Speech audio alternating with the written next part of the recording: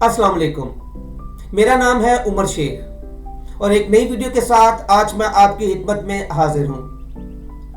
आज की वीडियो तुर्की के विजिट वीज़ा के मुतालिक है कि तुर्की के पाकिस्तान से विजिट वीज़ा के लिए क्या क्या डॉक्यूमेंट्स रिक्वायर्ड हैं और 2024 में तुर्की के विजिट वीज़ा के लिए कितना टाइम लग रहा है और इसकी वीज़ा रेशो क्या है।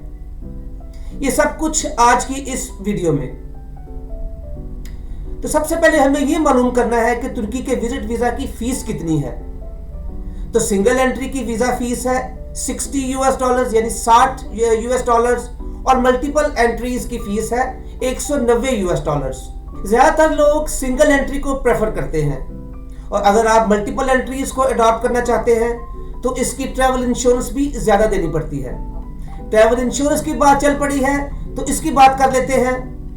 कुछ अर्सा पहले आप किसी भी थर्ड पार्टी कंपनी से ट्रैवल इंश्योरेंस ले लिया करते थे जो कि बहुत चीप प्राइसेस में मिलती थी, लेकिन अब एनातोलिया ने यह लाजमी कर दिया है कि ट्रैवल इंश्योरेंस सिर्फ उनके ऑफिस से ही मिलेगी जहां डॉक्यूमेंट्स सबमिट करने होते हैं। तो दोस्तों, इसकी ट्रैवल इंश्योरेंस की फीस 3 महीनों के लिए $45 है और 6 महीनों के लिए $60 है। इसके अलावा आपने डॉक्यूमेंट्स कहां सबमिट करवाने हैं, तो सारे डॉक्यूमेंट्स एनातोलिया के ऑफिस में सबमिट करते हैं जो कि तुर्की एम्बेसी का एक सर्विस प्रोवाइडर है और आपसे डॉक्यूमेंट्स कलेक्ट करके तुर्की एम्बेसी को भिजवा देता है। उनके ऑफिसेज पाकिस्तान के डिफरेंट शहरों में हैं, जिनमें इस्लामाबाद, लाहौर, कराची के 2 ऑफिसेज हैं इनके, सियालकोट में, गुजरांवाला में, पेशावर, फैसलाबाद और हैदराबाद में इनके एनातोलिया के ऑफिसेज हैं, जहां आप सुबह 9 बजे से दोपहर 3 बजे तक अपने डॉक्यूमेंट सबमिट करवा सकते हैं। तो तुर्की के वीजे का एक बहुत बड़ा बेनिफिट है जहां आपको डॉक्यूमेंट्स सबमिट करवाने के लिए अपॉइंटमेंट भी नहीं लेनी पड़ती। जैसा कि अक्सर हम शेंजन कंट्रीज में देखते हैं कि अपॉइंटमेंट के लिए काफी टाइम, काफी दिन, महीने इवन लग रहे हैं, लेकिन तुर्की के वीजे में ऐसा बिल्कुल नहीं। मंडे टू फ्राइडे किसी भी दिन आप अपने डॉक्यूमेंट्स बगैर किसी अपॉइंटमेंट के एनातोलिया के ऑफिस सबमिट करवा सकते हैं।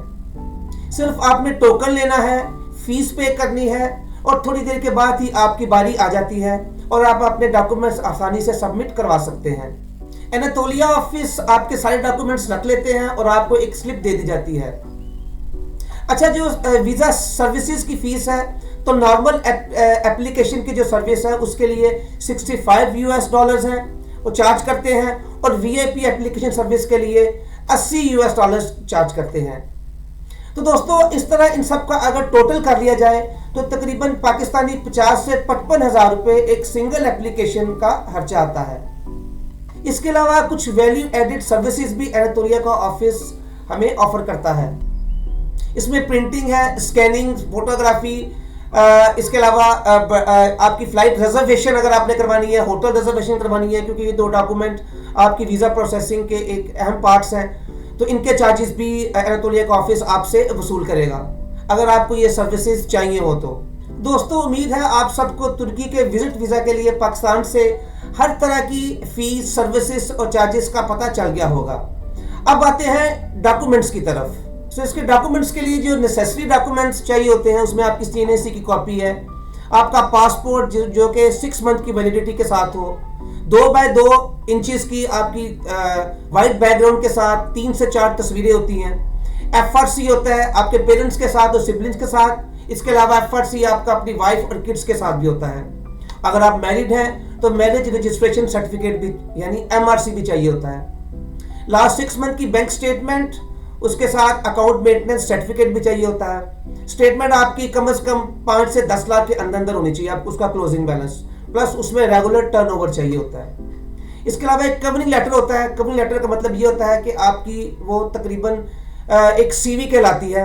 लाइक आप अपना नाम लिखते हैं, पासपोर्ट नंबर लिखते हैं, अपने फैमिली के बारे में लिखते हैं, अपने बिजनेस के बारे में लिखते हैं, अगर आप चैम्बर ऑफ कॉमर्स के साथ अटैच हैं उसके बारे में लिखेंगे, आप अगर FBI के साथ रजिस्टर्ड हैं उसके बारे में लिखेंगे, अपना पर्पस शो करेंगे कि आप तुर्की में कहाँ जाना चाहते हैं, किस लिए जाना चाहते हैं, कहाँ कहाँ आप स्टे करेंगे। तो कवरिंग लेटर आपकी एक CV होती है जिसमें आप अपना सब कुछ एक्सप्लेन करते हैं। इसके अलावा होटल रिजर्वेशन और एयर टिकट रिजर्वेशन भी चाहिए होती है। ये दोनों डमी हमें लगानी होती है क्योंकि अगर वीज़ा रिजेक्ट हो जाए तो हमें उनका पे करना नहीं पड़ता, हम एनी टाइम इनको कैंसिलेशन करवा सकते हैं। वैसे जैसे मैंने पहले बताया कि एनातोलिया के ऑफिस भी ये सहूलियात आपको दे रहा है, होटल की रिजर्वेशन भी डमी करवा के दे रहा है और एयर टिकट रिजर्वेशन भी आपको करवा के दी जा रही है। इसके अलावा हेल्थ इंश्योरेंस तकरीबन 30,000 यूरो जो कि कवर कर रही हो, ये सहूलियात भी एनातोलिया का ऑफिस दे रहा है। अगर आप बिजनेसमैन हैं तो 2 साल की टैक्स रिटर्न्स चाहिए, आपका एनटीएन सर्टिफिकेट चाहिए, and if you are affiliated with chamber of commerce and industry then उसका कार्ड या उसका लेटर चाहिए।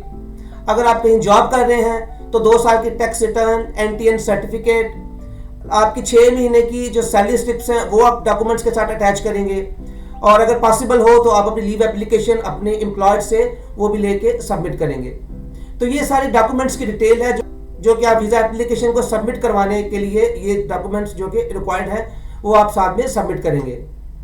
डॉक्यूमेंट सबमिट करवा के वहाँ आपसे एक एप्लीकेशन फॉर्म फिल करवाते हैं जिसमें डिफरेंट क्वेश्चंस का हमने आंसर देना होता है कि आप तुर्की क्यों जाना चाह रहे हैं, वहाँ कितने दिन स्टे करेंगे, कहाँ कहाँ स्टे करेंगे, कौन कौन सी जगह विजिट करेंगे। ये चंद इजी क्वेश्चंस होते हैं और आप खुद से उन्हें आसानी से फिलअप कर सकते हैं।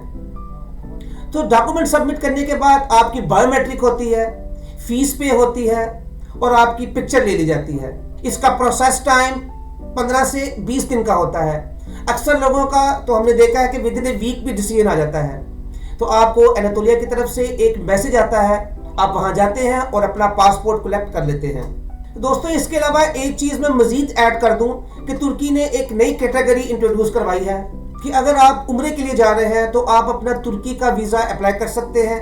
डॉक्यूमेंट्स तकरीबन यही होते हैं लेकिन इसकी वीज़ा फीस नहीं होती, ये फ्री वीज़ा है और 7 डेज का अमूमन वीज़ा मिलता है।